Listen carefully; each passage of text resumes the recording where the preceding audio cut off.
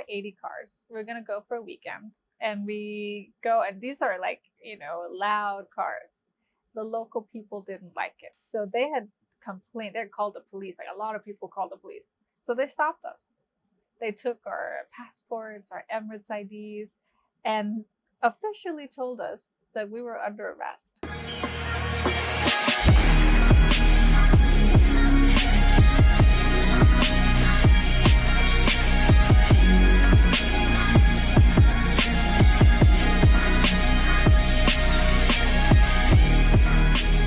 I was a completely different person in Denmark.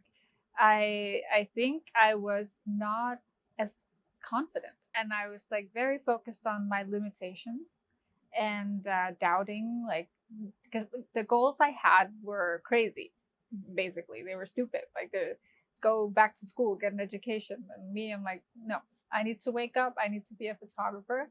I need to wake up. I need to be able to do certain things in life. And it didn't make sense to the system that we have back at home. So when I moved here, it was like I could finally breathe. I love my country, I really do, but it's not for me. Here, you can go for what you want, and no one is going to think badly about that. You can have any idea, anything, and people aren't going to go like, no, but that doesn't really fit in this or that. They're more like, oh, but I know a guy who could actually help you get to the next step. So for me, I think I grew up here, and I just like became confident and not afraid to go for what I want, and probably look like a bit of snob sometimes, but I really still am not. So I'm still really low key, but just not afraid to speak my mind anymore. The Porsche club has track days. It's not a lot, but we're all Porsche. And whenever I go with any other group, we have the track for 3 hours. Everything's smooth. People drive, people stop, people drive. Nothing happens. Like exactly with the Porsche, at least 2 times they shut down the track. Everybody inside. I remember one time they had to do another briefing where they were like, this flag means this flag means that. And I'm sitting there like, I didn't do anything. They're like, no, it's fine. And they're like, because they always tell us it's a track day, it's not a race day.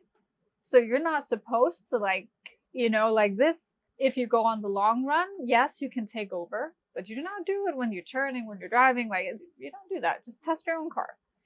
Porsches? No, because we all have the same car. So it's about us. So we're, like the Uber BMW mentality put into a supercar, and it's like, we'll drive each other off the track. It's fine. So yeah, I know. And then I get like, competitive. Like, I don't want to be the responsible one. So, so it's like, but what do I do? What are my limitations? I don't want to wreck anyone's car, especially my own. I do have a few speeding tickets. I've never had an impound because I paid my way out of that. So, that's legal. You can do that. They say, you can pay 1,500 dirhams or, we take your car for 30 days. Here you go. Then the time I got arrested with a whole bunch of people, we were in a group of people. I'm not gonna name any names. We went to Oman, and they're not as cool as Dubai, but I think we're 80 cars. We're gonna go for a weekend, and we go, and these are like, loud cars. The local people didn't like it. So they had complained. They called the police. Like a lot of people called the police. So they stopped us. They took our passports, our Emirates IDs, and officially told us that we were under arrest. And so the story is, I don't actually know what happened, but the story is someone knew someone who knew someone. We were all let go. We got our things back and we drove to Oman like this. Everyone turning off everything they could in their cars, just like make it as quiet as possible. We had straight pipes at that point, which was a very stupid idea because that means you don't get to be quiet. But it worked out. We were just like, trying to stay behind the loudest cars. So, my husband does this thing. Every year there's Formula One, right? And he has to watch it. So he'll hawk the whole TV for like forever how long. And it's like the preparation and everything. He has to see it. But he always falls asleep. He never sees it.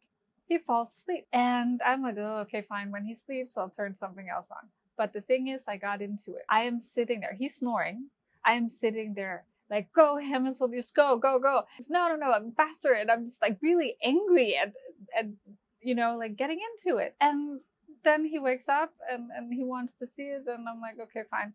And I'll tell him, I don't care about this. This is so boring to me. Oh, you're going to watch it again tomorrow. Why? But then I'll be with other people who start talking about it. And all of a sudden, I know everything about it. I know who came in this and that. I know who flipped the car. I know the politics behind it. And I didn't think I cared. And now, when there's Formula One, I'm like, we need to go to the W in Abu Dhabi and like watch it live, okay? Because I want to see it in real life now. Find a personality for everyone. Like everyone is so different, but the one thing we have in common is cars, watches for some reason, and different kinds of stories. Exactly.